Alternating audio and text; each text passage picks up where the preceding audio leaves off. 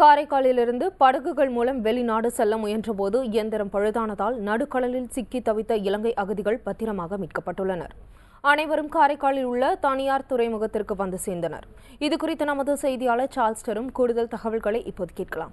Charles, நடுக்கடலில் தத்தளித்த இலங்கை அகதிகள் அனைவரும் தற்போது எங்க இருக்கிறாங்க?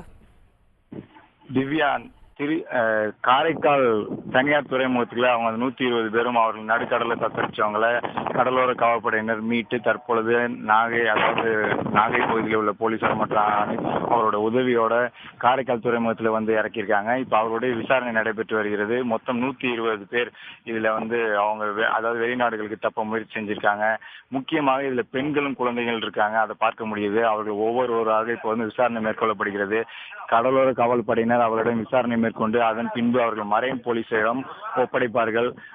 கூடுதலாக நாகை மாவட்ட கலெக்டர் முனுசாமி மற்றும் நாகை மாவட்ட எஸ்பி ராமகிருஷ்ணன் உள்ளிட்டோரும் இந்த பணியில் ஈடுபட்டிருக்காங்க.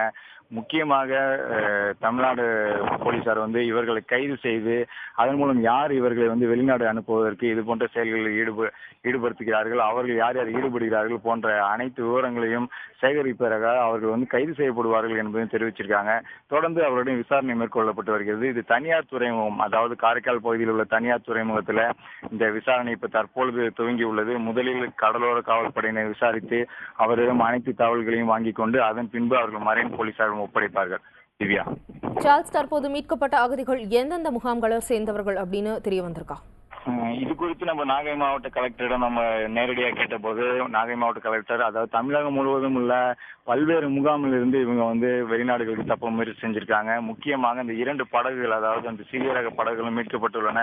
அதில் 120 பேர் அளவுக்கு அதிகமாக அதில் பயணம் செய்துள்ளார்கள். அந்த படகும் பழுதாகியுள்ள நிலையில் மீண்டும் அதனை இயக்கி அந்த படகை வந்து பயணம் மேற்கொள்ள முயற்சி செய்திருக்கார்கள். அப்பொழுது கவிழும் நிலையும் ஏற்பட்டிருக்கு. இதனைத் தொடர்ந்து கடலோர காவல்படையினர் தகவல் கிடைச்சிருக்கு. தொடர்ந்து அவரிடம் விசாரணை மேற்கொள்ளப்பட்டு வருகிறது. இவர்களோட இப்ப முக்கியமா இதுல வந்து வெறும் இளைஞர்கள் மட்டும் இல்லாமல் பெண்களும் இருக்காங்க, குழந்தைகளும் இருக்காங்க.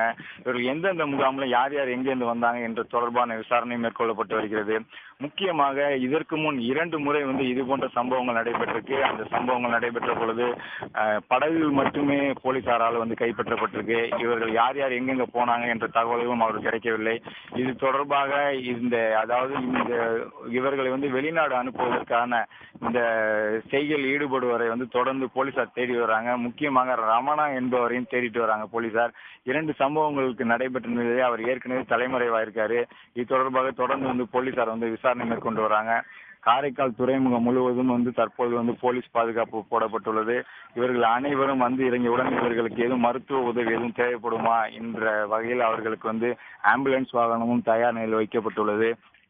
கூடுதலாக 2 வாகனங்கள் இவர்களை வந்து அழைத்து கொண்டு மேல் விசாரணை நடத்துவதற்காக அவர்கள் வாகனங்கள் வந்து தயார் நிலையில் இருக்கு. இந்த காரைக்கால் துறைமுகம் முழுவதும் போலீசார் இப்ப குவிக்கப்பட்டிருக்காங்க. அவர்கள் வந்து இறங்கிட்டாங்க. இப்ப அவர்கள் வந்து கப்பலை, அதாவது அவர்கள் வந்துள்ள அந்த கப்பல்ல இருந்து அவங்க வந்து இன்னும் துறைமுகத்தை வந்து இறங்கல, கப்பல்லே இருக்காங்க. அவர்களிடம் தொடர்ந்து விசாரணை மேற்கொள்ளப்பட்டு வருகிறது. திவ்யா.